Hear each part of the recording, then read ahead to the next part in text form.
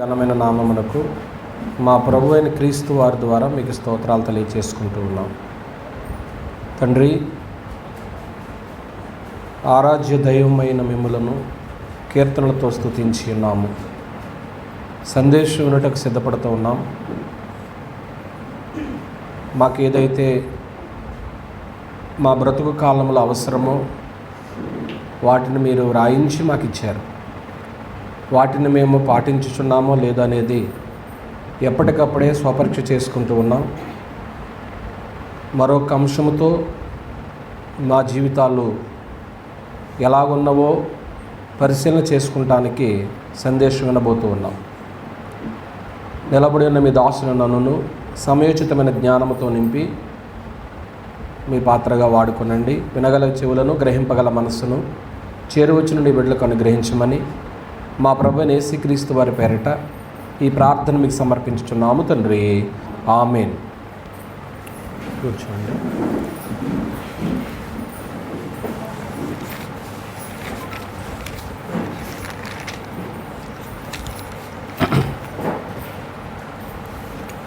దేవునికి స్తోత్రాలండి.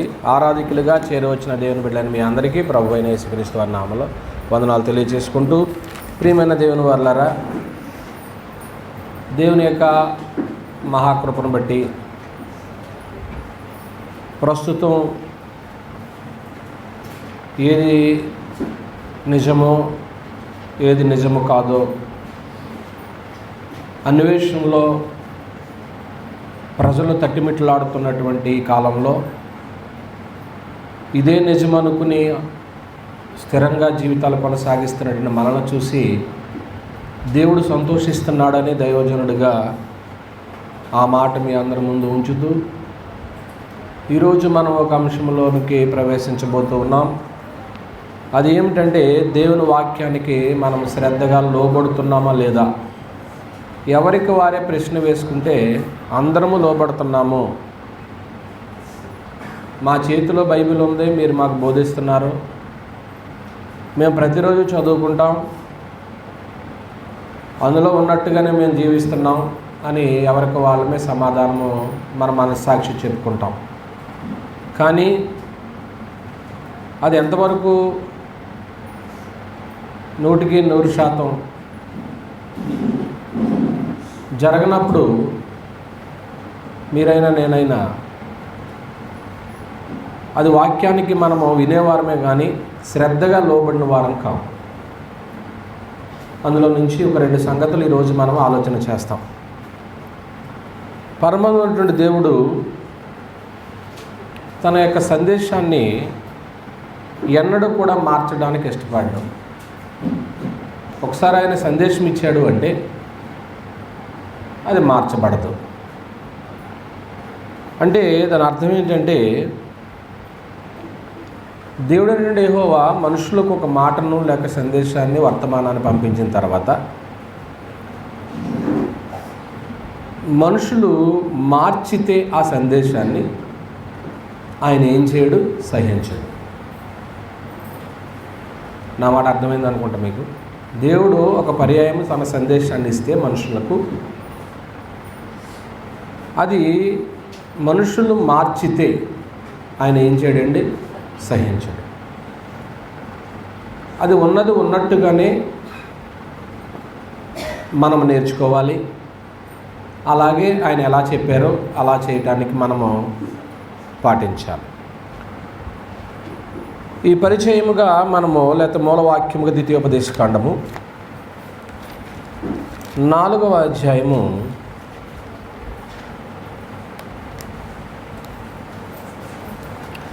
2వ వచనాన్ని మనం చూసినప్పుడు,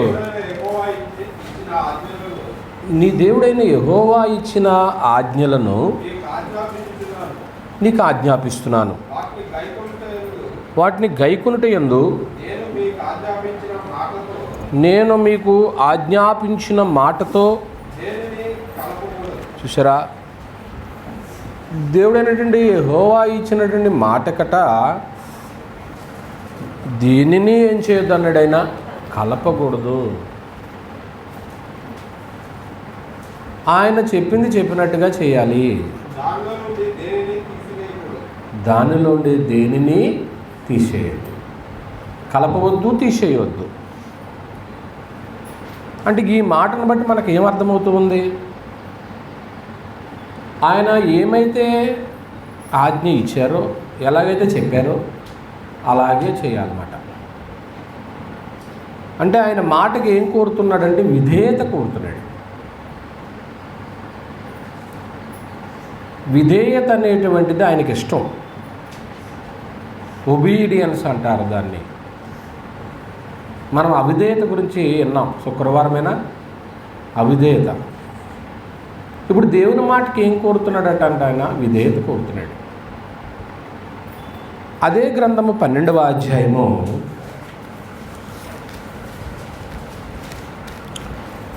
32వ వచనాన్ని మనం చూసినప్పుడు,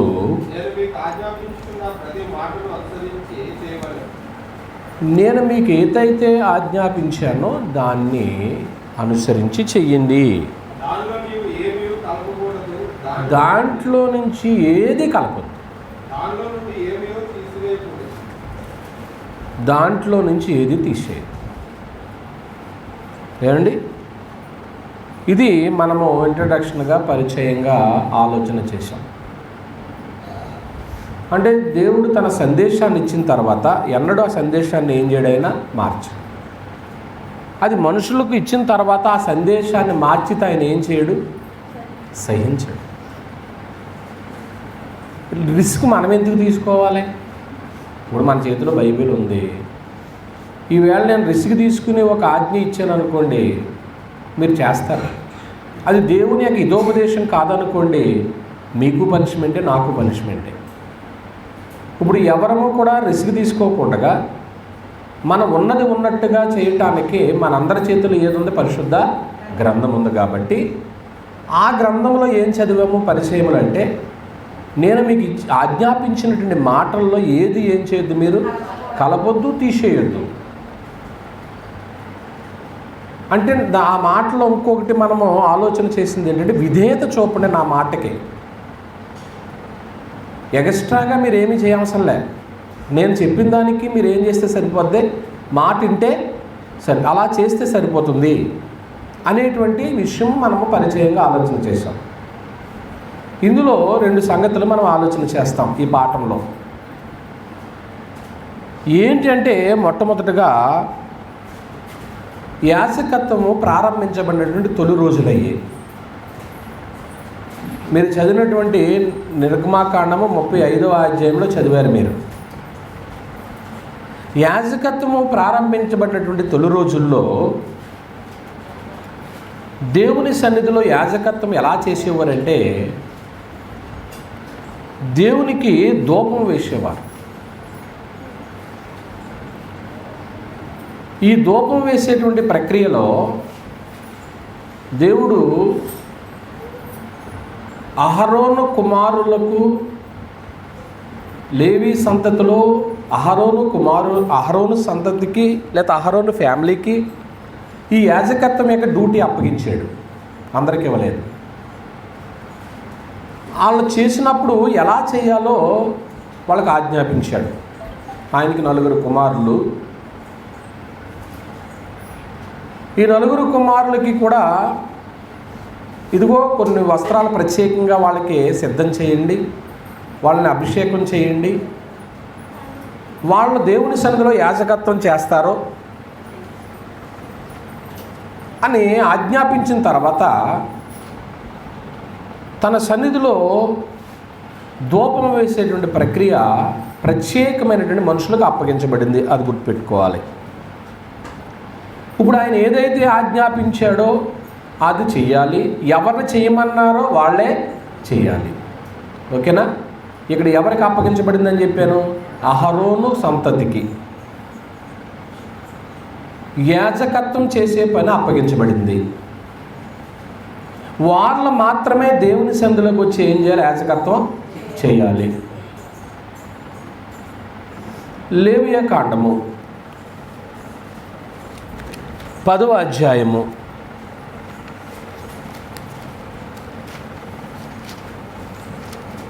1 నుంచి మనం చూసినప్పుడు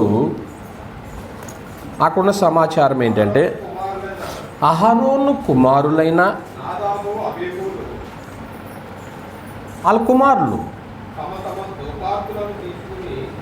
తమ తమ ధూపార్తులను తీసుకుని వాటిలో నిప్పులుంచి వాటి మీద ధూపద్రవ్యము వేసి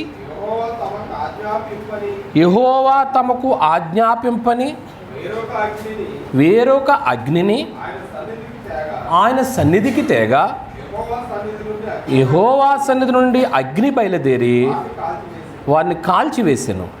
వారు యెహోవా సన్నిధిని ఏమయ్యారు? మృతులందరి. ఇక్కడ జరిగిన విషయం ఏంటి? అహరోను కుమారులు ఇద్దరు దేవాలయంలోనికి వచ్చారు. యెహోవాకి ఏం చేసే డ్యూటీ వాళ్ళదే? యాజకత్వం చేసేయాలి. ఈ యాజకత్వం చేసేటువంటి పనిలో వాళ్ళు చేస్తూ ఉండగా ఏమయ్యారని ఉంది? చనిపోయారు. ఏం తప్పు చేశారు వీళ్ళు? దేవుడు ఆజ్ఞాపించని ప్రారంభంలో ఏం చూస్తాం మనం పరిచయంలో? ఆయన మాటకు మనం విధేయత చూపాలి. అంటే మన సొంతంగా ఏది చేయటానికి అవకాశం లేదు. ఇప్పుడు ఆజ్ఞాపించినటువంటి అగ్ని తీసుకొచ్చారు వీళ్ళు. దేవాలయంలో హైందవ సోదరులు ఉదయాస్తమయాలు కూడా ఏమి వేస్తూ ఉంటారు? ధూపం వేస్తూ ఉంటారు. ఈ ధూపం వేసేటువంటి ప్రక్రియ ధర్మశాస్త్ర కాలంలో కూడా ఉంది. అంటే అక్కడి నుంచే ప్రారంభమయ్యి అందరూ కూడా వాటిని వేరే రూపంలో మార్చుకున్నారు. అది వేరే సమాచారం. ఉదయము సాయంత్రము కూడా వాళ్ళు ఒక సుగంధ ద్రవ్యాలతో ఆ ధూప వేదిక మీద సుగంధ ద్రవ్యాలతో వాళ్ళు ఏం చేయాలంటే ధూపం వేయాలి. ఆ ధూపం వేసినప్పుడు ఆ ధూపం ఆ నిప్పుల మీద ఆ పరిమళ ద్రవ్యం వేయగానే లవంగ పట్టి గోపరస తైలము వగైరా చెప్తాడు. నిర్గమాకాండము 30వ అధ్యాయము 34లో ఉంటుంది చూడండి.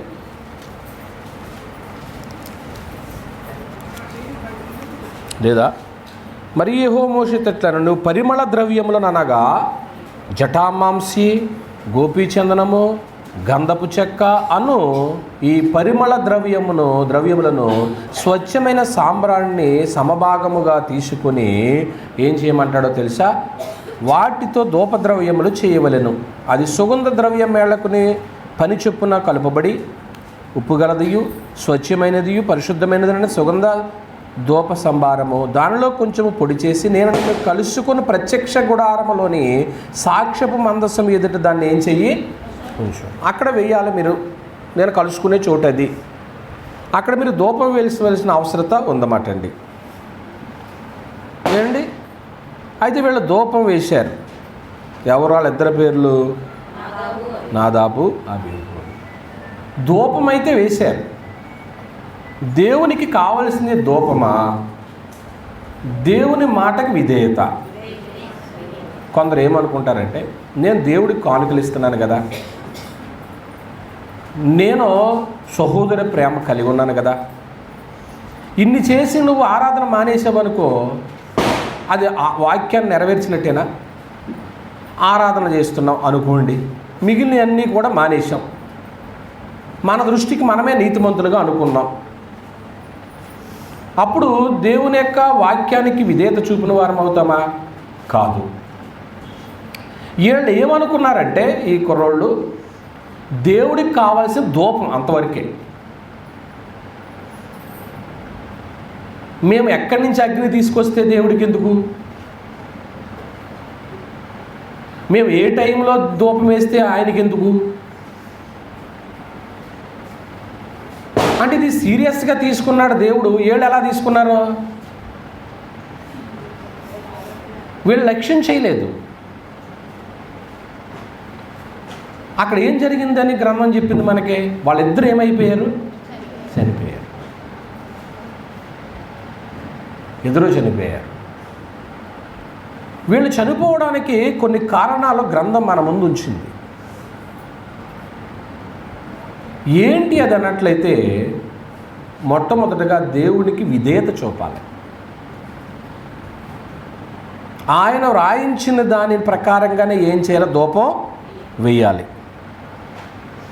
రెండవది, వీళ్ళు అగ్ని ఎక్కడి నుంచి తీసుకొచ్చారని చదివింది, అక్కడ రాయబడింది వేరొక అగ్ని. వాస్తవానికి దేవాలయంలో బలిపీఠము దగ్గర ఎప్పుడూ కూడా మండుతూ ఉంటుంది అగ్ని. అక్కడి నుంచి ఏం చేయాలి? వీళ్ళు ఆ అగ్ని తీసుకురావాలి, ఆ ధూపార్తితో నిప్పులు తీసుకురావాలి. ఏమండి? లేవీకాండము 16వ అధ్యాయం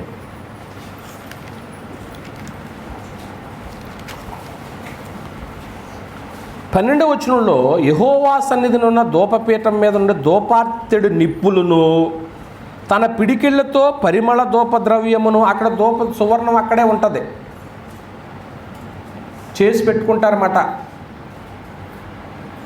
మీరు ఇంట్లో దినుసులన్నీ ఏం చేస్తున్నారు ఈ మధ్యకాలంలో?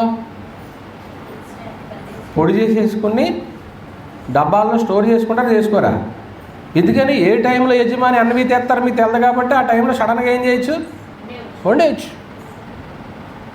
దేవుని సన్నిధిలో కూడా అన్నిటిని సిద్ధపాటు దేవుడు ముందుగానే చెప్పేవాడు. పొద్దుట సాయంత్రము కూడా ధూపం వేయాలి కాబట్టి పరిమళ ద్రవ్యాలను మీరు ఏం చేయాలంటే సిద్ధం చేసుకుని అక్కడ పెట్టుకోవాలా. వీళ్ళు దేవుని సన్నిధిలో ఉన్నటువంటి నిప్పును తీసుకురాకోకుండా వేరొక దాన్ని తీసుకొచ్చారంటే వాక్యానికి విరుద్ధంగా చేశారా లేదా? చేశారు. రెండవది, వీళ్ళ ధూపం ఎప్పుడెప్పుడు వేయాలి? నిర్గమాకాండము 30వ అధ్యాయము, నిర్గమాకాండము 30వ అధ్యాయము 7 నుంచి వద్దాం. అహరోను ప్రతిదినము ప్రొద్దుట దాని మీద ధూపము వేయవలెను. అతడు ప్రదీపములను చక్కపరుచున్నప్పుడు దాని మీద ఆ ధూపము వేయాలి. మరియు సాయంకాలముందు అహరోను ప్రదీపములను వెలిగించినప్పుడు దాని మీద ఏం చేయాలా? ఉదయము వేయాలి, సాయంత్రం దీపం ముట్టించిన తర్వాత కూడా దేవుడికి ఏమేయాలా? ధూపం వేయాలి. ఇక్కడ టైం ఉందా లేదా? మార్నింగ్ ఉంది, సాయంత్రం ఉంది. అంటే ఒకవేళ వీళ్ళు చనిపోవడానికి కారణం ఏమని మనం గెస్ చేయొచ్చు? అది కూడా మిస్టేకే. నేను ఆరాధనకే 11ంటికి వెళ్తాను అనుకున్నాం అనుకోండి, ఆరాధనకే 10ంటికి వెళ్దామని అనుకున్నారనుకోండి, మీరు టైం మిస్టేక్ చేస్తున్నారు కాబట్టి మీరు ఆజ్ఞను అతిక్రమిస్తున్నారు. అది మీరైనా నేనైనా. నీకు ఆరాధన ఎన్ని గంటలకు అనుకున్నావో అన్ని గంటలకు నువ్వు రావటానికి ముందుగానే ప్లాన్ చేసుకోవాలి. లేదంటే వాళ్ళైతే చచ్చిపోరు, మనం ఏమవుతామో చూసుకోండి. సీరియస్గా తీసుకుంటాడన్నమాట దేవుడు. మార్నింగ్ టైము అంటే మనం ఒక టైం పెట్టుకున్నాము, వాళ్ళకి ఏంటంటే ఈ టైం నుంచి ఈ టైంలో వాళ్ళ ధూపం వేయాలనేటువంటి ఒక సిస్టమ్ ఉంది కాబట్టి ఆ సిస్టంలోనే వాళ్ళు చేయాలి. వీళ్ళు ఏమనుకుని ఉంటారు? పర్వాలేదు, ఏ టైంలోనైనా ఏం చేయొచ్చు, మనం వెళ్ళొచ్చు, దేవుడికి కావాల్సిన ధూపమే కదా. చూసారా ఈ కుర్రోళ్ళకు ఉన్నటువంటి నిర్లక్ష్యం? చూసారా? కొన్నిసార్లు పెద్దలు చెప్పిన మాట ఈ కుర్రోళ్ళు వినరు. వినకపోవడం వల్ల ఎవడపోతాడు? మనం ఆ వయసు దాటి వచ్చేస్తాం. వాళ్ళ భవిష్యత్తు కోసం చెప్తాం మనం. మగపిల్లలే కాదండి, ఆడపిల్లలు కూడా. నిర్లక్ష్యం. వెళ్దాం, దేవుడికి ఎప్పుడోకప్పుడు చెయ్యమంటలేదు కదా. మేము తల్లిదండ్రులు చెప్పిన మాట మేము చెయ్యమంటలేదు, చేస్తాం. కానీ దేవుడిచ్చినటువంటి ఆ ఇన్ టైంలో చేయకపోవడం వల్ల కూడా వాళ్ళు ఏం నష్టం చూశారండి? ప్రాణ నష్టం చూశారు. తండ్రికి ఎంత బాధ అండి. ఏమండి ప్రియమైన వారలారా, మరో కారణము మనం ఏం ఆలోచన చేయొచ్చు అంటే లేవీకాండము 10వ అధ్యాయం 9వ వచనాన్ని మనం చూసినప్పుడు, ప్రత్యక్ష గుడారంలోనికి వచ్చినప్పుడు మీరు చావక ఉండునట్లు నీవును నీ కుమారులను ఇక్కడ ఏం జరిగి ఉండొచ్చు గెస్ చేయండి. అక్కడ ఉన్నమాట చెప్పండి. అంటే ఇప్పుడు దేవుని సందులోకి వచ్చినప్పుడు వీళ్ళు ఏం సేవించి ఉండొచ్చు? మద్యము సేవించి ఉండొచ్చు. మద్యము సేవించి దేవుని సంధికి రావచ్చా? చచ్చిపోతాం. చాలా సీరియస్ తీసుకున్నాడు దేవుడు.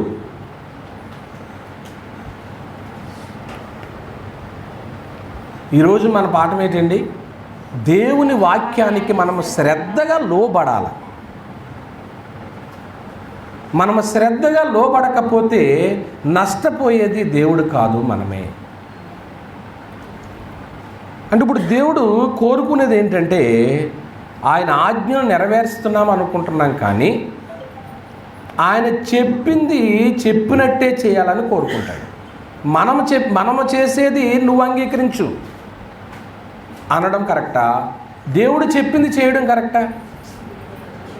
ఇప్పుడు ఆయన చెప్పింది మనం చేద్దాము, అలా కాకుండా అలా కాదు ప్రభువా ఇలా చేస్తాను నేను, నువ్వు దానికి అడ్జస్ట్ అవ్వు అన్నాం అనుకునే నష్టం ఎవరిదే? దేవుడు సీరియస్గా ఉంటాడు ఉండడా? ఉంటాడు.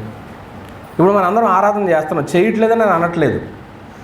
ఇందులో ఏదన్నా మిస్టేక్ ఉంటే అది మీకు ఆరాధన అయిన తర్వాత మీకు తెలుస్తుంది, నాకు తెలుస్తుంది. మనం గడిపే 1.5-2 గంటలు కూడా చాలా జెన్యూన్గా ఈవేళ మాకు ఆరాధన చాలా సీరియస్ తీసుకుంటారు కొందరు. మేము ఆదివారం అండి ఆరాధన అయితేనే కానీ మేము ఏ పని చేయమండి. కొందరు ఈరోజు ఏం తినకూడదంట, ఈరోజు అన్నవి తినకూడదు, ఇంకేంటి ఈవేళ ఏదో పితృదేవతలకు ఏం పెడతారట, ఇవాళ ప్రత్యేకమైన రోజు కదా, తెలీదా మీకు? అదే మొత్తానికి ఏదో ఈరోజు అంతా స్పెషల్ మాట. కొన్ని చెప్పేస్తారు, వాళ్ళు ముందే చెప్పేస్తారు, మనకు ఫోన్లో పంపేస్తారు. వాళ్ళు మీరు ఇది చేయండి, ఇది చేయకూడదు, ఇది చెప్పేస్తారు. అవి పాటించేవాళ్ళు పాటిస్తారు. నీకు ఏ బాధ లేదు, శుభ్రంగా తినే అన్నీ. హాయిగా దేవుడికి ప్రార్థన చేసుకో. ఆ ప్రార్థన చేసుకునే పదార్థాల ముందు ప్రార్థన చేసుకునే తండ్రి ఎవరో తినొద్దన్నారు కానీ జ్యోతిష్కుడు నేను మట్టుకు అన్నీ వేసేస్తున్నాను, ప్రార్థన చేసుకుని మరి నాకు ఏ ఇబ్బంది లేకుండా చేయండి అని ప్రార్థన చేసుకుని వేసేయండి. దేవుడు సృజించిన ప్రతి వస్తువు మంచిది, కృతజ్ఞతాస్తుతులు చెల్లించి పుచ్చుకునే నీడలో ఏదియు నిషేధింపదగినది కాదు. ఒక నీకు ఆరోగ్యం బాగోకపోతే మానే సరే. ఇక్కడ దేవుడికి కావాల్సింది వాళ్ళు ఏమనుకున్నారు చెప్పండి? ధూపం, అంతేనా? కానీ దేవుడికి కావాల్సిన ధూపమా విధేయత? విధేయత అండి. ఆయనకి లోబడాలండి. వాళ్ళ ఇష్ట ప్రకారంగా చేశారండి. వాళ్ళిద్దరి పేరు ఏంటండి? నాదాబు, అబీహు. దేవుడు నువ్వు ధూపం వేసినవని, నువ్వు గొప్పోడు అని, నేను గొప్పోడినని, నేను ధనికుడినని, ఏంటి మరొక వ్యక్తి గనుడని ఎవరిని ఆయన ఏం చేయడు చెప్పండి? ఒక మాటలో లెక్క చేయడు. ఆయనకు కావాల్సింది ఏంటి? విధేయత. చిన్నవాళ్ళైనా పెద్దవాళ్ళైనా ఆయనకి ఆ మాటకు ఏం చూపాలని చెప్తున్నాడు? ఇది అంతవరకే. ఏమండి, అహరోను సంతతిని దేవుడు హెచ్చించినప్పుడు వాళ్ళకంటూ కొంచెం ఎక్స్క్యూజ్ చేయాలి కదండి దేవుడు. అనుకుందాం మనం, కానీ మన మాటకు ఆయన ఒప్పుకుంటాడా? ఒప్పుకోడండి. ఆయన మాటకు విధేయత చూపాలని కోరుతున్నాడు అన్నమాట అండి. ఎంత భక్తుడైనా ఆయన మాటకు మనం వ్యతిరేకంగా కానీ చేస్తే మన పని కథం. సీరియస్గా తీసుకోండి. ఇక రెండో సంగతి ఆలోచించారు. ఇప్పుడు దాకా ఎవరిని చూసాం? నాదాబు, అబీహు. వీళ్ళు ఏం చేసినటువంటి విధేయత చూపలేదు. దేవుని వాక్యానికి ఏం చూపలేదు వీళ్ళు? విధేయత చూపలేదు, లోబడలేదు. చదువుతారా? చదువుతారు. ప్రార్థనకి వెళ్తారా? వెళతారు. పొద్దున్న సాయంత్రం గుళ్ళోకి వెళ్తున్నారా? వెళ్తున్నారు. ధూపం వేస్తున్నారా? వేస్తున్నారు. కానీ వేసే విషయంలో ఏం లేదు వీళ్ళకి. విధేయత లేకున్నప్పుడు ఇంకెందుకండి? అసలు విధేయతకి నిలువెత్తు సాక్ష్యం ఎవరు కనపడతారు మనకి? కరెక్ట్. ఇంకొకరు ఎవరైనా కనపడ్డారా పాత నిబంధనలో? నోవహు. ఇంకెవరినైనా చెప్తారా? ఇస్సాకు. యవనస్తుడండి. తండ్రి బలిచ్చేదాకా నువ్వు నన్ను ఎందుకు బలి ఎత్తున్నావు అని అడిగాడా? మనవాళ్ళు అయితే ఎన్ని ప్రశ్నలు వేస్తారండి?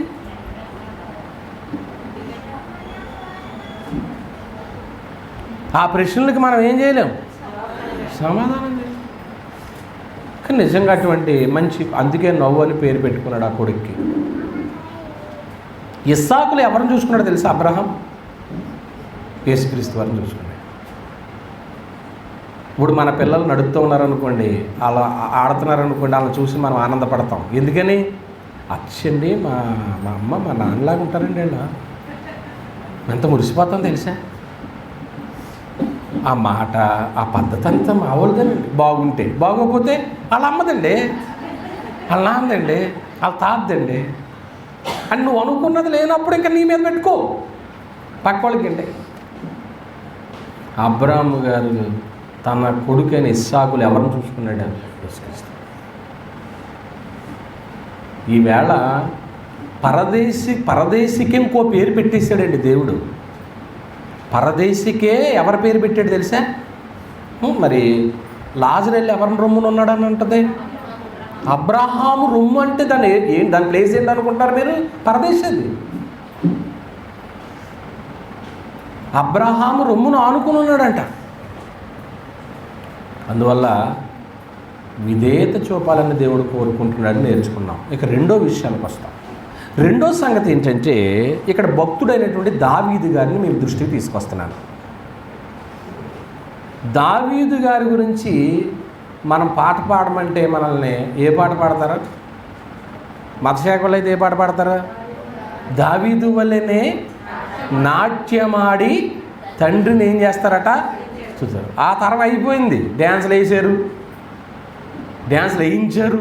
పాస్టర్లు ఏం చేయించారు? డ్యాన్సులు వేయించారండి. ఇప్పుడు పాస్టర్ గారు డ్యాన్స్ వేయమంటే మీరేం చేస్తారా? చేస్తారు. అప్పుడు మీరేం చేస్తారు తెలుసా? అసలు మా గుళ్ళో టీవీలో ఏముంది కానీ డ్యాన్స్ బేబీ డ్యాన్స్ చూడాలంటే ఎక్కడ ఉంటుంది? వేయించలేదు అనుకుంటున్నారు మీరు. కొన్ని గుడుల్లో ఇష్టానుసారంగా చేసేసారు. ఈవేళ సత్యము ప్రజల్లోకి వెళ్ళింది కాబట్టి కొంచెం అడిగారు, తగ్గారు. అందులో నీ పాత్ర కూడా ఉంది, నా పాత్ర కూడా ఉంది. సత్యం వెదజల్లకపోతే ఇంకా రెచ్చిపోతురు. కనుక ప్రియమైన దేవుని వాళ్ళారా, దేవునికి దావీదు భక్తుడు అంటే చాలా ఇష్టం. దావీదు గారిని దేవుడు ఆశీర్వదించాడు. యెషయా కొడుకే కదా, యనమండుగురులో కడసారిపోడు. ఈయన్ని ఆశీర్వదించి గొర్రెల దొడ్లో నుంచి తీసుకొచ్చి ఈయన ఏం చేశాడు? రాజుగా చేశాడు ఇశ్రాయేలు మీద. ఈయన రాజుగా చేసిన తర్వాత ఈయన తీసుకున్న నిర్ణయం ఏంటంటే, అప్పటికే దేవుని యొక్క మందసం ఫిలిస్తీన్ల చేతిలో ఉండిపోయింది. దాదాపు 100 సంవత్సరాలు ఉండిపోయింది. ఇప్పుడు యెరూషలేముని కేంద్రంగా చేసుకుని తాను రాజ్య పరిపాలన చేయాలని అనుకుంటున్నాడు. ఈ రాజ్య పరిపాలన చేయాలనుకున్నప్పుడు ఈ మందస్సాన్ని తీసుకొచ్చేయాలని ప్లాన్ వేసాడు. మంచి ఆలోచనే. అది ఏం జరిగిందో చూద్దాం. సమూయేలు రెండో గ్రంథం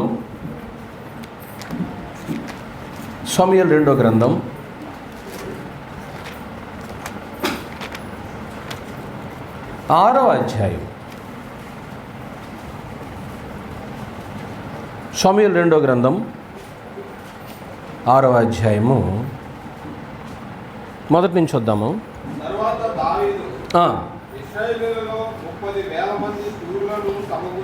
అబ్బా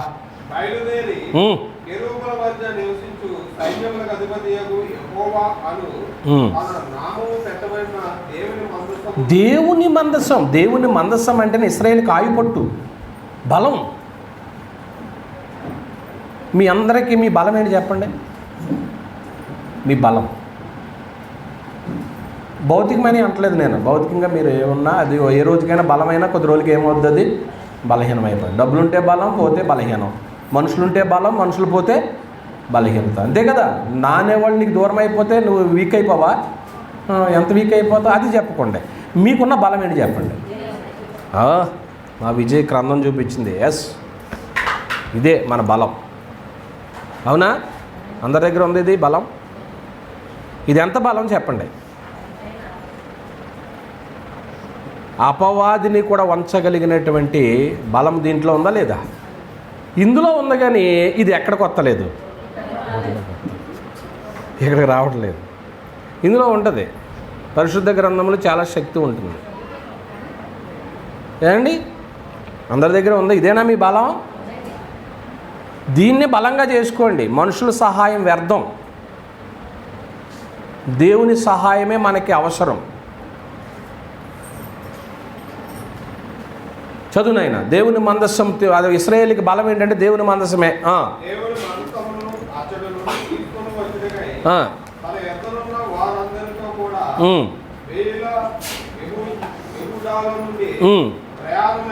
ప్రయాణమైను దేవుని మందస్సము క్రొత్త బండి మీద ఎక్కించి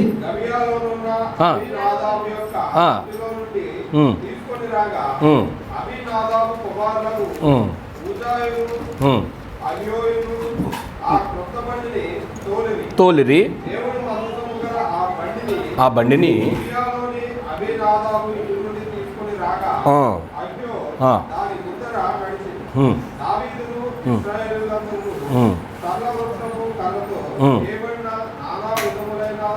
సితారాలను, స్వరమండలమును, తంబులను, మృదంగములను, పెద్ద తాళములను వాయించి యెహోవా సన్నిధిలో ఏం చేస్తున్నారు? వారు నాకోను కళ్ళమ్మ దగ్గరికి వచ్చినప్పుడు ఎడ్లకు కాలు జారినందున ఉజ్జా చెయ్యి చాపి దేవుని మందసాన్ని యెహోవా కోపము ఉజ్జా మీద రగులు కొనెను. అతడు చేసిన తప్పును బట్టి దేవుడు ఆ క్షణమందే అతడు చేసిన తప్పును బట్టి దేవుడు ఆ క్షణమందే అతడు చేసిన తప్పును బట్టి దేవుడు ఎందుకు 3 సార్లు చదవని మీకు అర్థం అవ్వాలా? అతడు తప్పు చేశాడు కాబట్టి ఆ క్షణమంది అతడు మొత్తగా అతడు అక్కడనే దేవుని మందస్సమునొద్ద పడి ఏమైపోయాడు? చనిపోయాడు. సంగతి మీకు తెలుసు. ఇప్పుడు దేవుని మందస్సాన్ని శత్రు దేశాన్ని నుంచి తన సింహాసనం ఎక్కిన తర్వాత మహారాజైన దావీదు గారు తీసుకొస్తున్నాడు. తీసుకురావడానికి ఇతను చేసినటువంటి పని ఏంటంటే, ఏం చేశాడట?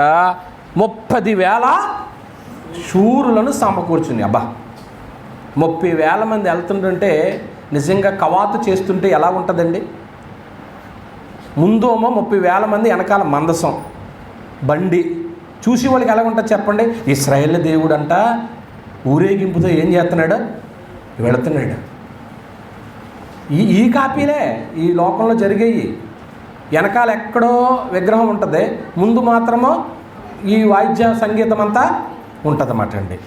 ఈ వాయిద్య సంగీతం చూసుకుంటూ జనాలందరూ కూడా ఆ వెనకాల ఉన్నటువంటి ఆ విగ్రహం దగ్గరికి వెళ్ళి వారికి ఉన్నటువంటి భక్తి మర్యాదలు కనుపరుస్తూ ఉంటారు. సరే, అది లోకంలో జరిగేటువంటి ప్రక్రియ. ఇక్కడ దేవుని మందస్సం తీసుకొస్తుంటున్నప్పుడు ఎంత గొప్ప ఆర్భాటం చేశాడో చూడండి. దావీదికి ప్రేమ ఉందా లేదా దేవుడంటే? ఇప్పుడు మీరు చదివిన మాటను బట్టి దావీదు భక్తుడికి దేవుడు అంటే ప్రేమ ఉందా లేదా? ప్రేమ లేకపోతే 3,000 మంది శూరులను సమకూరుస్తాడా? ఎంత? 3 30? 30,000 మందిని సమకూర్చడం మాటలా? రేపొద్దున మన మందసం తీసుకురావడానికి వెళ్ళాలి రండి అంటే 30,000 మంది ఒకరోజు మాటలు వచ్చేస్తారా? ఇప్పుడులాగా మెసేజ్లు వాట్సాప్లో ఉన్నాయా? ఇప్పుడు మీ గ్రూప్లో పెట్టగానే మీటింగ్ ఉందగానే ఏం చేస్తున్నారు? మీకు మ్యాటర్ తెలుస్తుంది, సమాచారం అందుతుంది. 30,000 మంది శూరులను సమకూర్చుకున్నాడు. దేవుని మందస్సం అంటే మంచిది, గొప్పది కదండి. కొత్త బండి చేయించాడు, కొత్త ఎడ్లు కొన్నాడు, ఎక్కిచ్చేసాడు. ఓ ఆర్భాటంతో వచ్చేస్తుంది, యెరూషలేము వచ్చేద్ది ఇంకా దేవుని మందస్సం. దేవుని మందస్సం వస్తుంటే ఎలా ఉంటుందండి? దేవుని సన్నిధి మన దగ్గరికి వచ్చేసింది అనుకోండి, అప్పుడు ఎలా ఉంటుంది మనకి? మీ ఇంట్లో దేవుని సన్నిధి ఉంది, మీకు అవసరం వచ్చినప్పుడు, మీకు బాధ కలిగినప్పుడు ఆ దేవుని సన్నిధానికి వెళ్ళి మీరు ప్రార్థన చేసుకుంటున్నారు. దేవుడి గది అంటారు, విన్నారు ఎప్పుడైనా ఇంట్లో? ఏంది అది? దేవుడు కట్టారు, మీరు కట్టారు గది? మీరే కట్టుకున్నారు. అందులో ఏం పెట్టారు? ఒక పటం పెట్టారు. ఏం పెట్టారు? ఒక పటం పెట్టారు. క్రైస్తవులు అయితే ఏం పెడతారు అందులో? అమ్మా, ఒక వాక్యమో గ్రంథమో అక్కడ పెట్టుకుంటారు. అక్కడికి వెళ్ళి మీరు ఏం చేసుకుంటారు? ప్రార్థన చేసుకుంటారు. అసలు బాధ వచ్చినా సంతోషం వచ్చినా మీకు ఒక నిధి వచ్చినా ముందు ఎక్కడ పెట్టాలా? ఆ సన్నిధిలోకి వెళ్ళిపోయి, దాన్ని ఇంకా మాట చెప్పాలంటే సన్నిధి గది కూడా అంటారు కొందరు. అక్కడికి వెళ్ళి చక్కగా ప్రార్థన చేసుకుని కొందరికి సన్నిధి గది లేదనుకోండి, ఆ టీవీ గదే సన్నిధి గది, డైనింగ్ హాలే సన్నిధి గది, బెడ్రూమే సన్నిధి గది, అల్లర హాలే సన్నిధి గది, ఇంకంతా అదే. అందుకే ఈ బాధలు పడలేక పాపం స్త్రీలు ఏం చేస్తారంటే అంత సర్దణిన తర్వాత ప్రశాంతంగా తలుపులు వేసుకుని ఏం చేసుకుంటారో ప్రార్థన చేసుకుంటారు. ఈ డిస్టర్బెన్స్ లేకుండా ఉంటుంది. మానకుండా చేసుకోండి ప్రార్థన. ఇప్పుడు దేవుని సన్నిధి యెహోవా మందస్సం అది. అందులో అహరోను చీకరించిన చేతికారు ఉంటుంది, 10 ఆజ్ఞలు ఉంటాయి, ఏమండి కెరూబులు ఉంటాయి, మన్నా పాత్ర ఉంటుంది, ఇవన్నీ ఆ మందస్సం పెట్టిలో ఉంటాయి. రైట్. వీళ్ళు తీసుకొని వస్తూ ఉంటుండగా కొత్త బండి చేయించాడు, కొత్త ఎడ్ల బండి మీద తీసుకొస్తూ ఉన్నారు. తీసుకొస్తూ ఉండగా నాకోని కళ్ళం దగ్గరికి వచ్చేటప్పటికంటే ఆ పొలం దగ్గరికి వచ్చేటప్పటికి ఎడ్లు కాలు జారింది. జారినప్పుడు ఈ బండి తోలేటువంటి ఉజ్జా ఏం చేశాడో మందసాన్నే చెయ్యి పట్టుకున్నాడు. ఏమైపోయాడు? ఇది తప్ప రైటా? మన దృష్టిలో అయితే దేవుని వాక్యమును శ్రద్ధగా ఆలకిస్తే అది తప్పో రైట్ అర్థమవుద్ది. నీ సొంత ఆలోచనతో, నా సొంత ఆలోచనతో నేను ఎలా చేద్దాం అనుకుంటున్నానండి, నేను ఎలాగ అనుకుంటున్నానండి అంటే అది నీ ఇండివిజువాలిటీగా చేయాలనుకున్నప్పుడు చెయ్యి. దేవుని వాక్యానికి నేను ఎలా కలుపుతానండి, ఎలా కలుపుతాను, ఈ మాట అర్థం ఇదండి, ఆ మాట అర్థాలు వేరే అర్థాలు తీయడానికి నాకైతే అంత ధైర్యం నాకు లేదు. మీకు ఎవరికైనా ధైర్యం ఉంటే మీరు చేసుకోండి. ఈ వాక్యం ఎలాగ ఉందని ఇలా చెప్పడం వరకే నా డ్యూటీ. దీనికి ఒకవేళ నేను కలిపాను అనుకోండి, అది రేపొద్దుట దేవుడు నన్ను అడుగుతాడు. ఆ కలిపిన దాని ప్రకారం మీరు చేశారనుకోండి, మీరు పనిష్మెంట్ పొందుతారు. కానీ కొందరు అనుకునేది ఏంటంటే నేను వాక్య ప్రకారంగా చేస్తున్నాను కదా, వాక్య ప్రకారంగా చేస్తున్నావు లేదు నీకు అర్థం అవ్వాలా. అలాగే అనుకున్నారు వాళ్ళిద్దరు. ఎవరో నాదాబు అబీలు. మరి ఎందుకు చచ్చిపోయారు? దూపమే కదా కావాల్సింది దేవునికి. దూపం కాదు, అక్కడ మాటకి ఏం కావాలా, నా మాటకి విధేయత చూపిందేది మీరు. ఏ టైంలో పడితే ఆ టైంలో వచ్చేసి దూపం వేసేస్తే నాకు అవసరమా? ఎలా పడితే అలా గుళ్ళోకి వచ్చేసి గుళ్ళో దూపం ఎందుకు వేస్తారు చెప్పండి? అసలు గుళ్ళో పొద్దున్న సాయంత్రము ఏం చేస్తారండి? కడుగుతారు. ఆదివారం వచ్చేటప్పుడు దేవుని మందిరాన్ని ఎందుకు శుభ్రం చేస్తున్నారు? ఎంతోమంది అపరిశుద్ధతో వచ్చేస్తారు దేవాలయంలోనికి. రాకూడదు. వచ్చినటువంటి వాళ్ళకి ఇక్కడ పరిశుద్ధత అనేటువంటిది తెలియదు కాబట్టి కొందరికే తిరిగి మళ్ళీ ఆదివారం ఏం చేయాలి? శుభ్రంగా దీన్ని క్లీన్ చేయాలి. నీ ఇంటిని వారం అయ్యేటప్పుడు తడిగొట్ట పెట్టి శుభ్రం క్లీన్తో చేసేస్తావు, అయ్యో లిక్విడ్ వేసేసి. మరి దేవాలయం యొక్క శుభ్రత, దేవుని దీవెన ఎలాగొస్తుందండి? నేను నివసించే యెహోవా పరిశుద్ధుడు, నేను పరిశుద్ధులను కనుక మీరును పరిశుద్ధులైన నా సన్నిధిని మీరు పరిశుద్ధ స్థలంగా ఉంచమన్నాడు. దేవుని సన్నిధి ప్రియమైన వాళ్ళకి జరిగిన నష్టం చూసాం మనం. వాళ్ళు పాటించాలంటే పాటించారు. ఇప్పుడు ఇక్కడ చూస్తున్నాం మనము దావీదు దేవునికి హృదయానుసారుడైనటువంటి దావీదు గారు తాను చేస్తున్నటువంటి పని మంచి పనే. 30,000 మందితో కవాతు చేసుకుంటూ దేవుని మందసాన్ని తీసుకొస్తూ ఉన్నాడు. ప్రియమైన వాళ్ళారా, ఏం జరిగిందో తెలుసా? నాకున్న కళ్ళం దగ్గరికి వచ్చేటప్పటికంటే ఎడ్లు కాలు జరిగిందట, పట్టుకోబోయాడంట, బండి తోలేటువంటి వచ్చి ఏమైపోయాడు అక్కడ. అంటే ఇక్కడ ఏమన్నా తప్పు జరిగిందా? జరగకపోతే అతను చనిపోతాడా? మొత్తానికి లోపం అదేంటో మనకు తెలవాలి. నీకు మేలు జరగలేదన్నా, నాకు మేలు జరగలేదన్నా ఎక్కడో లోపం ఉంది. నువ్వు అనుకున్న దానికి రీచ్ అవ్వట్లేదంటే దానికి ఎక్కడో లోపం ఉంది. అంటే దేవుని వాక్యానికి శ్రద్ధగా నువ్వు లోపడట్లేదన్నమాట ఈరోజు పాఠాన్ని బట్టి.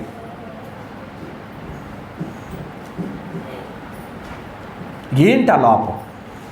దావీదు గారు చేసినటువంటి తప్పులేంటి? ఏంటి అంటే మొట్టమొదటిది ఆయన గ్రంథం చదవాలి. మహారాజుకి టైం ఉండదు ఏం చదవడానికి? గ్రంథం చదవ. ఎందుకంటే రాజ్యంలో ఎన్నో గొడవలు ఉంటాయి. ఇప్పుడు మీరే ఉన్నారండి, మిమ్మల్ని ప్రార్థనకు రమ్మన్నాం అనుకోండి, ఏమంటారో తెలుసా? కొందరు, మీరు అందరూ అనరండి, నేను అన్నవాళ్ళు, అయ్యగారు మీకు తెలుసు కదండి అంటారు. బైబిల్ చదివావా నాయన అన్నవాళ్ళు. నిన్న బైబిల్ చదివిన వాళ్ళు చేయొద్దండి. నిన్న బైబిల్ చదివినాడు, ఈవేళ చదువుతామన్న వాళ్ళు చేయొద్దండి. ఇంకా అవకాశం ఇచ్చాను మీకు. మా చింతలు చదవదా? ఈయన ఎక్కడ ఉన్నాడు? ప్రథమ గారు ఆయన సన్నిబాబు నువ్వు కూడా, ఇంకా పిల్లలు ఎవరున్నారు, నాన్న నువ్వు, సత్యభూషణ్ నువ్వు కూడా. మీరు వద్దులే, మీరు సీనియర్లు అయిపోయారు కదా, పెద్దోళ్ళు. మీరు ఈ 1, 2, 3, 4 అధ్యాయాలు చదివేస్తారు మీరు. పిల్లలకి బన్ను బైబిల్ చదివావా? నిన్న బాబు, మొన్న, ఈ నెలే లేదు. ఇంక ఈ నెల ఈ 10 రోజులు మానే, నెక్స్ట్ మంత్ స్టార్ట్ చేయి. ఇంకెందుకులే. సన్నిబాబు బైబిల్ చదువుతున్నావా? చదివింటుందమ్మా? ఈ వేళ నుంచి చదివించాను. ఎందుకు చెప్తున్నానంటే మీకు సీరియస్గా తీసుకోండి. దావీదు గారు చేసిన తప్పు మీకు తెలియాలి. ఇక్కడ ఆయన తప్పు చేశాడు కాబట్టే ఆ ఉజ్జా ఏమైపోయాడు? చనిపోయాడు. ద్వితీయోపదేశకాండం 17వ అధ్యాయం. ద్వితీయోపదేశకాండము 17వ అధ్యాయము.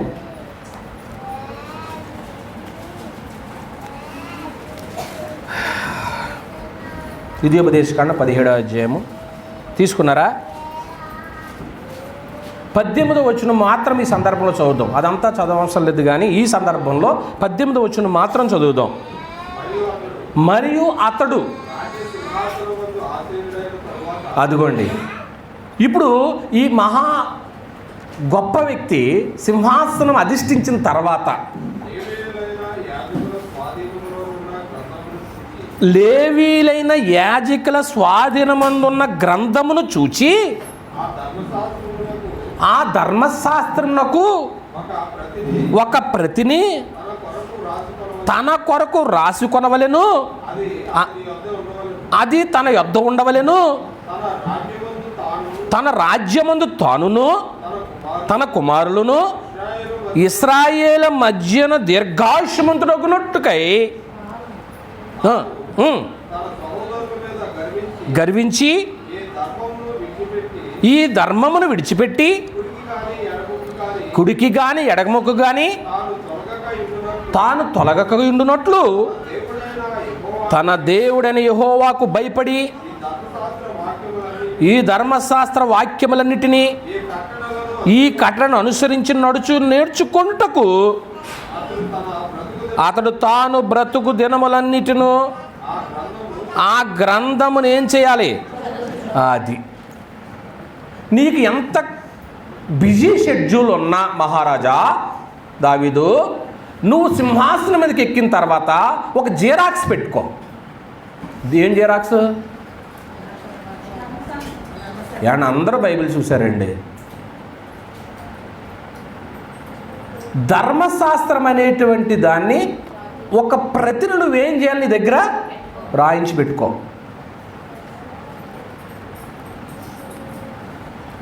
లేఖర్లు బోలంతమంది ఉంటారు మహారాజు దర్బార్లో.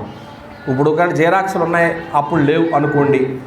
ఒక ప్రతిని నువ్వు దగ్గర పెట్టుకొని ఆ ప్రతిని నువ్వేం చేస్తూ ఉండాలా? చదువుతూ ఉండాలి. అది చదువుతూ ఉంటుంటే నువ్వు ఈ దేవుడికి విధేయత చూపుతున్నావా లేదనే సంగతి ఏమవుతుంది? అర్థమవుతుంది. అది అతను చేయలేదు, ఆ మిస్టేక్. ఏమండి? రెండవది, దినవృత్తాంతాల మొదటి గ్రంథం 13వ అధ్యాయం.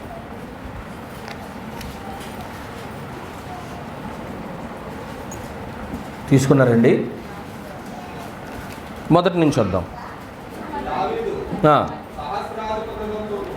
సహస్రాధిపతులతోనూ అమ్మా శతాధిపతులతోనూ అధిపతులందరితోనూ ఆలోచన చేసి సమాజముకు ఇశ్రాయేలందరూ తెలాగు సెలవిచ్చును. ఈ యోచన మీ దృష్టికి అనుకూలమైన మన దేవుడైన యెహోవా వలన కలిగిన ఎడల ఇశ్రాయేళ్ల నివాస ప్రదేశములో అంతటా శేషించున్న మన సహోదరులు తమ పట్టణములో పల్లెలో కాపురమున్న యాజకులు లేవీయులు మనతో కూడినట్లు వారి యొద్దకు పంపి మన దేవుని మందసు మరలా మన యొద్దకు ఏం చేద్దాం? తీసుకొద్దాం. ఇక్కడ ఏంటి తప్పు మరి నాకు చెప్పండి, మీరు ఎవరైనా చదివిన వాళ్ళు.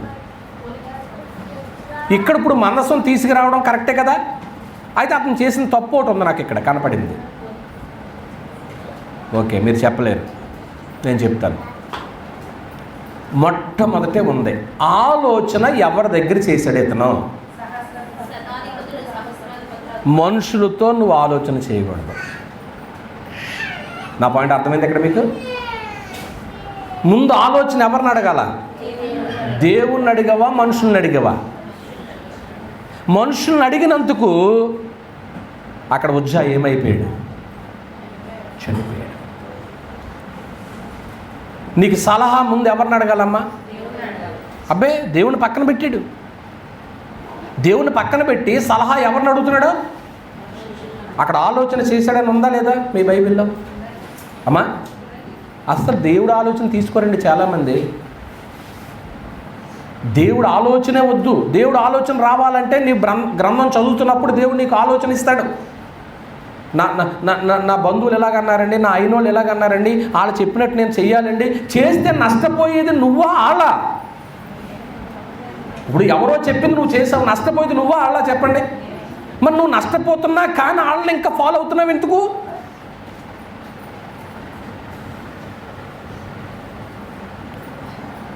దేవుని మాట నీ చేతిలో, నీ గ్రంథం ఉంది, దేవుని మనస్సు ఉంది, దీన్ని పాటిస్తూ చెయ్యమ్మా. అయ్యా, 2 తప్పులు చెప్పాను. ఒకటి ఏంటండి, బైబిల్ని ఏం చేయలేదు అతను? ధర్మశాస్త్రం చదవలేదు. చదవండి. ఈవేళ నుంచి అందరూ బైబిల్ చదవకపోతే ఏం చేసిన వాళ్ళు అవుతారు? బైబిల్ చదవకపోతే ఏం చేసిన వాళ్ళు అవుతారు? తప్పు చేసిన వాళ్ళు అవుతారు. బైబిల్ చదవాలి, గ్రంథం చదవాలి. రోజుకి కనీసం బిజీ షెడ్యూల్ ఉన్న ఒక 5 వచనాలు చదువుకోండి. ఒకవేళ చదువు రానోళ్ళు ఇప్పుడు ఫోన్లో కూడా ఆడే చదివేస్తాడు మనం ఆన్ చేసుకుంటే. ఉండదు ఆడియో బైబిల్ ఏదో అంటారు, అలాగైనా ఏనండి పోని. రెండో తప్పు ఏం చెప్పుకున్నాం? మనుషులతో ఏం చేశాడు? మనుషులతో ఆలోచన చేశాడు. మనుషులతో తర్వాత చేద్ది కానిలే, ముందు ఎవరితో ఆలోచన చేసి సంప్రదింపులు? దేవుడి దగ్గర ఆలోచన అడగండి అమ్మా. నీ కోరికను సిద్ధింపచేసి నీ ఆలోచన యావత్తు దేవుడు ఏం చేస్తాడన్నాడు?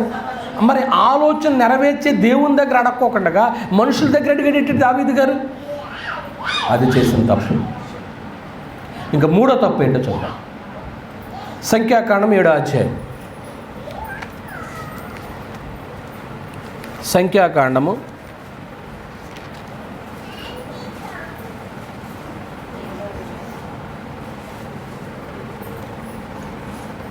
7వ అధ్యాయము తీసుకున్నారా?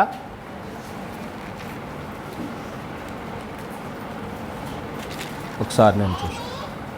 ఓకే, 7వ అధ్యాయము వాస్తవానికైతే 4వ వచనము నుంచి మీరు రాసుకోండి. ఈ 9కి వచ్చేస్తాం.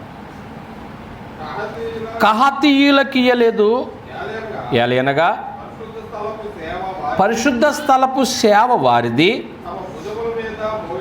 తమ భుజముల మీద మోయుటయే వారి పని గనుక వారికి వాహనములను ఏం చేయలేదు.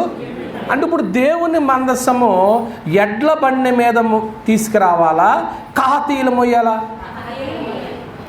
అది అర్థం చేసింటాం. కహాతీయులకు దేవుడు వాహనాలు ఇవ్వలేదట. ఇప్పుడు ఆ వాహనాలు లేనందు చేత దేవుని మందస్సాన్ని మోతకర్రలు ఉంటాయి, ఆ మోతకర్రలతో వాళ్ళ భుజాల మీద ఏం చేయాలి? దాన్ని మోయాలి. అంటే ఒక్కొక్కరికి పని చేయటం ఇష్టం. దేవుడు కొందరికి ఆ భాగ్యం ఇస్తాడు. నేను ఎందుకు పని చేయాలంటే నీకు ఆ భాగ్యం పోగొట్టుకుంటున్నట్లే. ఒకరికి ఇష్టపడతారు, ఒకళ్ళు పరిచయం చేయడానికి ఇష్టపడతారు.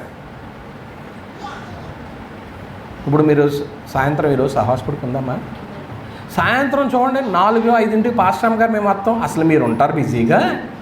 పొయ్యి దగ్గర ఉండేవాళ్ళు పొయ్యి పట్టుకుంటారు, గిరిటి తిప్పేవాళ్ళు గిరిటి తిప్పుతారు, పాత్రలు కడిగే వాళ్ళు పాత్రలు కడుగుతారు. ఈలోగా ఇక్కడ పచ్చడి ఉంటుంది.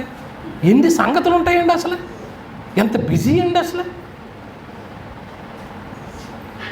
పని చేయడానికి ఇష్టపడతారు. కొందరు ఏ పని చేయడానికి ఇష్టపడరు. ఏం చేస్తారు చెప్పండి? వాళ్ళు వచ్చి కొందరు ఏ పని చేయరు. చేస్తారా? చేయరండి. ఇప్పుడు కహాతీయులకు ఇచ్చినటువంటి పని ఏంటి చెప్పండి? భుజం మీద ఏం చేయాలి? వాళ్ళు మందస్సు. అమ్మ ఏళ్లతో నీళ్లు మోయించమన్నాను, అయ్యమ్మ సాయంత్రం ఆడపిల్లలు బిందుడితో నీళ్లు మోయించు. పడిసిరా, నువ్వు వాళ్ళకి పని చెప్పట్లేదు, నువ్వు వాళ్ళకి పని నేర్పించాలి. నువ్వు మగపిల్లలకి ఏం పనులు ఉండలేదా? వాళ్ళు వడ్డించడమా? వాళ్ళకి ఆ పని ఉంటుందిలే, ఫోన్లేండి. ఏదేమైనా 10 గంటలకల్లా మీటింగ్ ఏమైపోద్ది?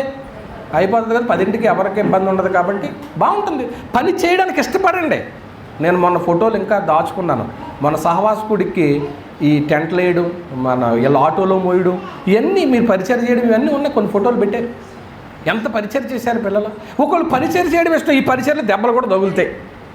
తగలవా? తగులుతాయి. ఇప్పుడు రంగారావు గారు మేమంటే కుర్చీలు వేసి కూర్చుంటాం, కానీ మేమిద్దరం ఏం పని చేయమనుకోండి. అలాగని మీరు మమ్మల్ని చూసి బాధపడుతున్నారా? మా అయ్యగారు మా పెద్దగారు ఏం చేయట్లేదని ఎప్పుడన్నా అనుకున్నారా? మా రెడ్డి గారు మేమేమైనా పని చేయట్లేదు అనుకున్నారా? లేకపోతే మాకు అయ్యగారు మనకు కూడా డ్యూటీ వేయమందాం, ఇంకేం చేద్దాం? మాకు కూడా డ్యూటీ వేయండి, ఇంకేం చేద్దాం? కొద్ది చేసేది ఏదన్నా వేయండి. మీరు సెంటర్కి వేగంగా వెళ్ళి బియ్యం బస్తా మోసిరంటాం అనుకో సునీత, మేము తీసుకురాలి ఏమండి? అక్కడ ఉన్నటువంటి పని మీరు వండిన తర్వాత అయ్యా రుచి చూడండి అంటే చూడగల, అది పనే కదా. ప్రియమైన దేవుని వారలారా, దావీదు చేసినటువంటి మరో పొరపాటు ఏంటంటే, చెప్పండి, దేవుని మనసు ఎవరు మోయాలమ్మా? కహాతీయులు మోయాలి. కానీ అతను ఏం చేశాడు చెప్పండి? కొత్త బండి చేయించాడు, కొత్త ఎడ్లను తీసుకొచ్చాడు. దేవుడి మీద ప్రేమ ఉందనుకున్నాడు. అవసరం లేదు, నువ్వు చేయవలసింది అవసరం లేదు. దేవుడు చెప్పింది చేస్తే సరిపోతుంది. ఏమండి? సంఖ్యాకాండము 4:15 కూడా దీన్ని యాడ్ చేసేయండి. చదివేనైనా ఒకవేళ తీస్తే 4:15 కూడా చూసేయండి ఒకసారి. దండు ప్రయాణమైనప్పుడు అహరోను అతని కుమారులను పరిశుద్ధ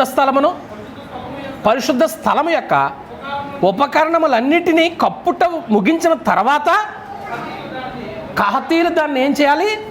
మోయవలెను. అయితే వారు చావకున్నట్లు పరిశుద్ధమైన దాన్ని ఏం చేయకూడదు. ఇప్పుడు ఇంతకీ మోసీ వాళ్ళు కూడా ఏం చేయకూడదు దాన్ని. సీరియస్సా కాదు ఇది? మరి వీళ్ళు ఏం చేయలేదు. ఇప్పుడు ఈ సంగతి ఇందులో రాయబడినట్టు ఎవరికి తెలియదు? ఎందుకు తెలియదు? మరి చదివితే తెలుస్తుంది. చదివితే తెలుస్తుందండి. గ్రంథం మనం పరిశీలించాలి ప్రియమైన వాళ్ళారా. ఏమండి? ఈనాటికి కూడా చాలామంది గ్రంథాన్ని లక్ష్య పెట్టట్లేదండి. బాధతో చెప్తున్న మాట ఇది. నీ సొంత ఆలోచన, నీ భక్తి నా భక్తి అనుకోవద్దమ్మా అయ్యా. గ్రంథాన్ని లక్ష్య పెట్టండి. ఏమండి? తర్వాత కళ్ళు తెరిచాడు, ఉపయోగం ఏంటండి? దేవుని గ్రంథాన్ని ఏది కలపొద్దు అన్నాడు. అందుకే సామెతల గ్రంథం 30వ అధ్యాయము, సామెతల గ్రంథము 30వ అధ్యాయము 6వ వచనాన్ని మనం చూసినప్పుడు, ఆయన మాటలతో ఏమియో చేర్చకుమ. ఆయన నిన్ను ఏం చేస్తాడో? గద్దిస్తాడు. దేవుడు గద్దిస్తాడు ఆయన మాటలతో చేర్చకు. ఉన్నట్టుగా చేసడానికి ప్రయత్నం చేద్దాం ప్రియమైన వాళ్ళ. ఇక చివరగా ఈ మాట చెప్పకుండా ఈ పాఠాన్ని ముగించకూడదు. ఇక క్రొత్త నిబంధన దగ్గరికి వచ్చేసేటప్పటికి ఇది అంతకంటే సీరియస్. ఇది 2 సంగతులు ఎక్కడి నుంచి తీసుకొచ్చాం మనము? పాత నిబంధన. ఎవరెవరని చెప్పుకున్నారండి? అహరోను కుమారులు నాదాబు, అబీహులు ఇద్దరూ కూడా వేరొక అగ్ని తీసుకొచ్చారంటే దేవుని మాటకి ఏం చూపలేదండి? విధేయత చూపలేదు. రెండో వ్యక్తిని ఎవరిని చూసామంటే దావీదు గారిని చూసాం. దావీదు గారు దేవుని ధర్మశాస్త్రం ఏం చేయలేకపోయాడు? చదవలేదు. బిజీలో తను మహారాజు కొన్నాడు, దేవునికి ఇష్టడే, ప్రేమతోనే చేశాడేంటో చేయలేదు అంటలేదు. కొత్త బండి చేయించాడంటే ఖర్చా కదా, కొత్త ఎడ్లు కొన్నాడంటే ఖర్చా కదా. రెండోది, మనుషులతో ఏం చేశాడు? ఆయన ఆలోచన చేశాడు. మనుషులతో కంటే దేవుని దగ్గర ఆలోచన చేయండి. ఏమండి? ఇక మూడోది, కృత నిబంధనకు వచ్చిన తర్వాత మనం చేయవలసింది ఏంటంటే, ఈవేళ అపోస్తుల బోధకు ఏది ఏం చేయకూడదో కలపకూడదు.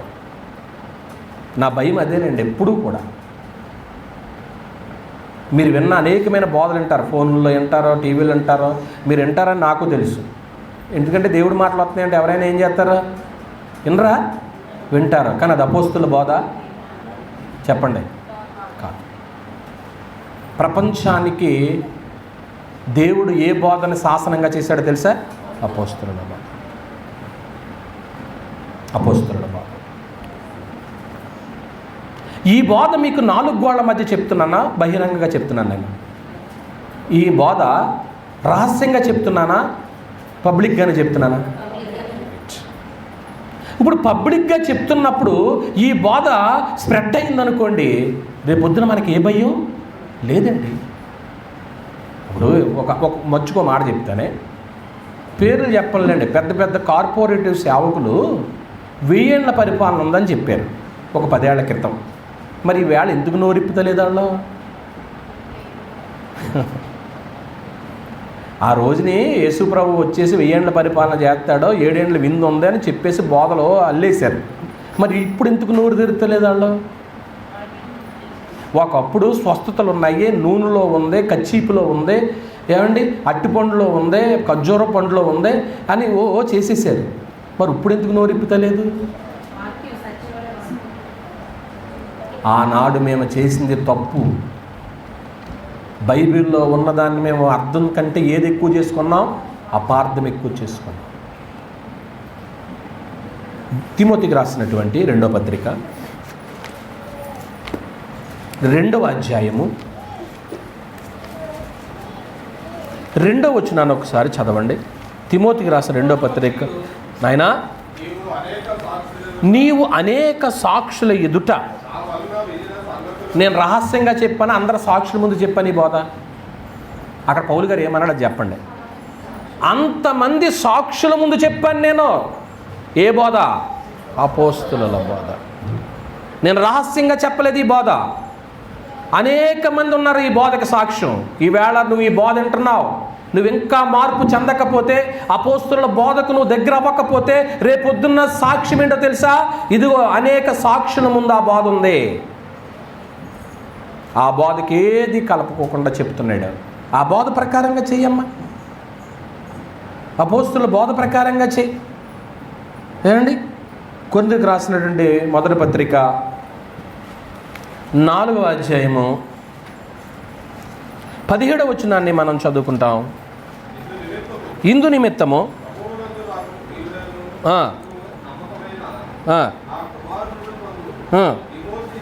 తిమోతిని మీ వద్దకు పంపి ఉన్నాను. అతడు క్రీస్తునందు నేను నడుచుకుని విధమును, అనగా ప్రతి స్థలములోనూ ప్రతి సంఘములోనూ నేను బోధించు విధమును మీకేం చేస్తాడో. మళ్ళీ అడుగుతున్నాను ఇక్కడ, మీరందరూ నాకు ఒక్కసారి సమాధానం చెప్పాలి. నేను బోధించు బోధన ఏం చేస్తాడు? నేను బోధించు బోధన ఏం చేస్తాడు అంటే కొత్త బోధ ఏది చెయ్యడని. ఆ మాట అర్థం అదేనా? అది కదా, ఎవరు మాట్లాడతలేదు. ఇప్పుడు నేను ఏదైతే బోధించానో ఆ బోధే రేపొద్దున నా కుమారుడు వచ్చి మీకు జ్ఞాపకం చేస్తాడు. ఇప్పుడు నేను బోధించే బోధ ఎవరు బోధించిన బోధ? అపోస్తులు బోధించిన బోధ. వాళ్ళ బోధన నేను సొంతంగా క్రియేట్ చేసి బోధించానా, జ్ఞాపకం చేస్తున్నానా? దాన్ని కలపటానికి నాకు అవకాశం ఎందుకు కలపాలి? ఎందుకు నాశనం తెచ్చుకోవాలి? అపోస్తులు బోధించినటువంటి బోధ ఎవరిది? క్రీస్తుది. క్రీస్తు బోధించిన బోధ ఎవరిది? దేవుని తండ్రిది.